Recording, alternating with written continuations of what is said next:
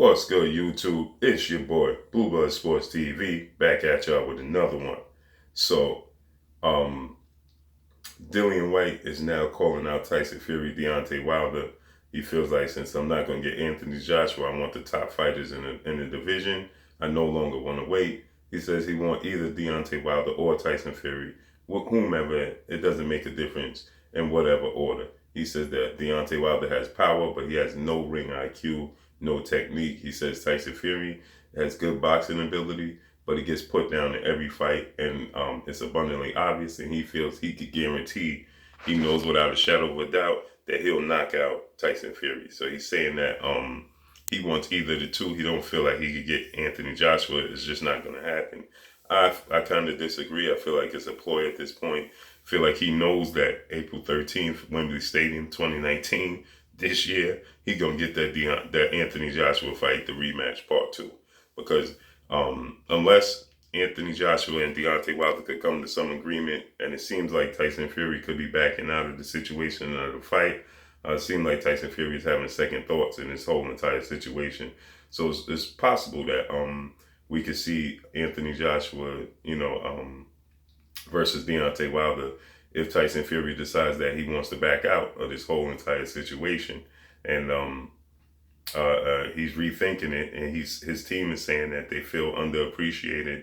They feel like they was neglected in negotiations. They was taken advantage of, so on and so forth. So, but I just don't see Deontay Wilder having an issue or having a problem giving Tyson Fury giving Tyson Fury any percentage that he wants, because at this point in time, Deontay Wilder wants to get Tyson Fury in the ring and get and finish the unfinished business. He don't want to leave nothing undone. He don't want to leave a stone unturned. So he don't want Tyson Fury to get away. He already feels like he let Tyson Fury get away. I'm sure Tyson Fury should feel like he let Deontay Wilder get away. So any real competitor wants to run that back. They don't want to leave it unfinished. Point blank and period. That's just how it goes. Anthony Joshua has come out now and claimed that he wants to fight with Deontay Wilder. He'll do anything to make the fight, but he's not seeming like he wants to do everything he in his power to make the fight, because if that was the case, he wouldn't offer Deontay Wilder flat fees and try to continue to lowball him, but then talk about it's not about money. Well, you're trying to shortchange him, and you say that don't have these fantasy negotiation contracts offered. Like, it's just ridiculous at this point. But anyway, with that said, I think that Dillian Whyte knows that he's gonna get the fight with Anthony Joshua in April. I think he's just trying to put the pressure on Eddie Hearn and Anthony Joshua to make the fight quick, and he's trying to insert himself into the mix as far as a viable option for Deontay Wilder or Tyson Fury. So he's saying that Tyson Fury, gets put down in every fight, in all of his big fights, except the Vladimir Klitschko fight. Then again, you got to think about it. Tyson Fury, I can't even say that. He got put down versus Deontay Wilder. I don't know about all his big fights. He's been put down quite a few times, but he hasn't been put out, so he hasn't lost. So that's irrelevant. So then he's saying that he wants to fight with either one of these fighters, because he don't feel like he get the fight with Anthony Joshua. Well, I really see at this point in time, I think that Tyson Fury could be playing a little bit of head games to get in Deontay Wilder's head, to frustrate Deontay Wilder, to get him a little off track, and then agree to the negotiations and try to catch him off guard, try to catch him slipping. And that's the part of boxing. Play a little mind games, the art of war, it's the art of war. It is what it is, I think that Tyson Fury is 100% in on fighting Deontay Wilder in the rematch. I think that he's allowing his team to, go out in the public and try to, like I said, throw Deontay Wilder off track at this point in time. As far as Dillian Whyte, I think that Dillian Whyte already knows that he's the leading candidate to fight Anthony Joshua April 13th, at Wembley Stadium. I don't think that Gerald Miller is a serious option at this point in time to come to the States. I don't think they're going to do that.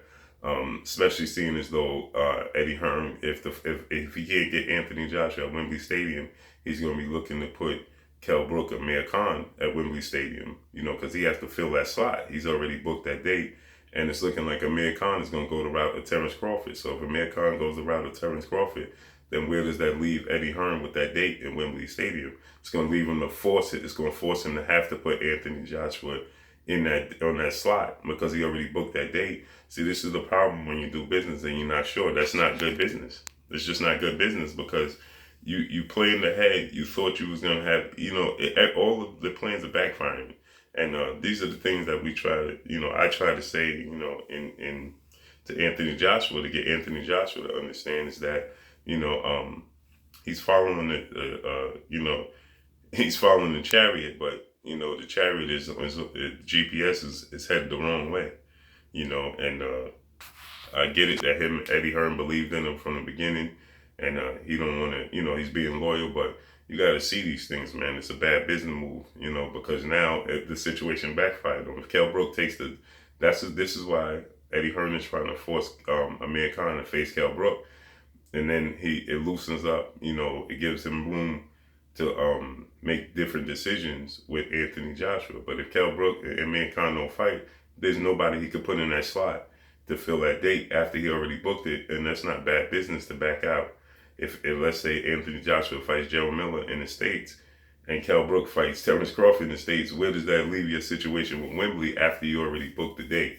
You know, so now you're gonna have you starting off 2019 and doing bad business with Wembley. They're not gonna look at you the same. So, you know, it's just not a good thing to do.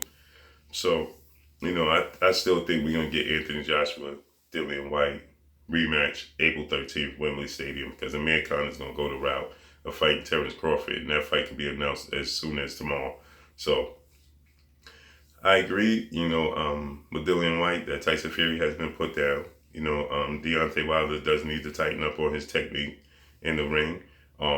He's 100% right with that, but you know, he says he's long, he's powerful, you know, but his IQ in the ring, you know, you could get around it.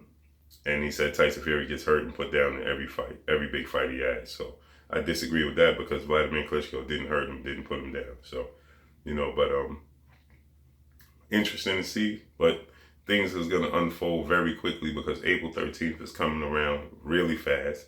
You only got 2 months, you know, you got a couple of weeks actually to announce a fight for that date. So, and like I said, Terrence Crawford and Amir Khan could be announced as soon as tomorrow.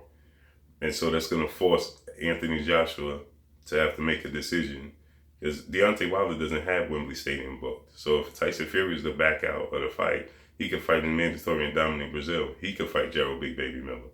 You understand? He doesn't have a venue already booked. So, but that's all I got for y'all. It's your boy Blue Blood Sports TV. Hey, like, comment, and subscribe. You haven't subscribed, hit the subscribe button, hit the like button, hit the bell icon to get all the new notifications. Follow me on Instagram at Blood Sports TV, all one word.